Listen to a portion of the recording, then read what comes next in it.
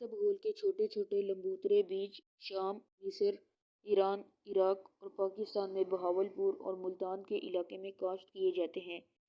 इसबगोल की शक्ल घोड़े के कानों की तरह है, इसीलिए फारसी में ये इसबगोल यानी घोड़े के कान के नाम से मशहूर है। इसबगोल का मिजाज सर्द और तर है। इसबगोल के दानों के ऊपर से बारीक छिलका अलहदा कर दिया जाता है, जिसे सबूसे इसबगोल यानी इसबगोल की भूसी कहते हैं। ये यानी लबाबदार होता है।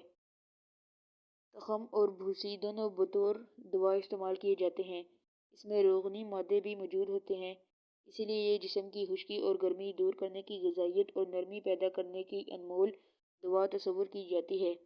इसके इस्तेमाल से आंतों की खुश्की दूर हो जाती है। कुदरती लचक बरकरार रखने में इसबगोल इंतहाई मुफीद साबित होता है।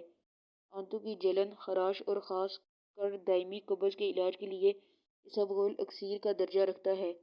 सदियों की तहकीक ने इसबगोल को एक आम घरेलू और फ़ायदेमंद दवा बना दिया है। यही वजह है कि सुबह के वक़्त दूध, दही, लस्सी, शक्कर या शरबत के साथ बेशुमार अफराद इसबगोल का नाश्ता करके फ़ायदा उठाते हैं।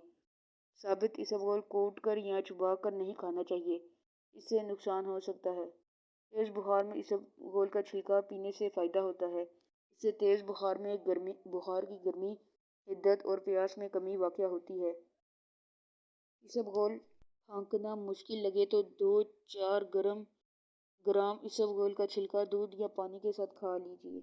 आपके लिए ये बात शायद इंतहाई हैरान कुन हो कि तकरीबन 35 ग्राम इसबगोल और आधा किलो दूध या दही खाने से जिस्म को पूरी ग़िज़ाई तवानाई बआसानी मिल जाती है। लोगों की अक्सरियत फ़िज़ा में गर्दो गुबार, पेट्रोल और सिगरेट के धुएँ की वजह से एलर्जी का शिकार है। ये एलर्जी दिमाग में भी नज़र आती है। ऐसे में भी इसबगोल का इस्तेमाल किसी अच्छे तबीब की निगरानी में करने से तकलीफ में नुमाया अफाका महसूस होता है। अगर आप मोटापे का शिकार हैं तो 30 दिन तक बाकायदा इसबगोल को पानी में डालकर रोज़ाना सुबह पी लीजिए। इंशाअल्लाह इससे आपका मोटापा जल्द ही ख़त्म हो जाएगा। अगर आप ऐसी मज़ीद वीडियोस देखना चाहते हैं तो नीचे मौजूद सब्सक्राइब के बटन पर क्लिक करके हमारे इस चैनल का हिस्सा बन जाएं, ताकि हमारी वीडियोस बर वक्त आप तक पहुंच सकें।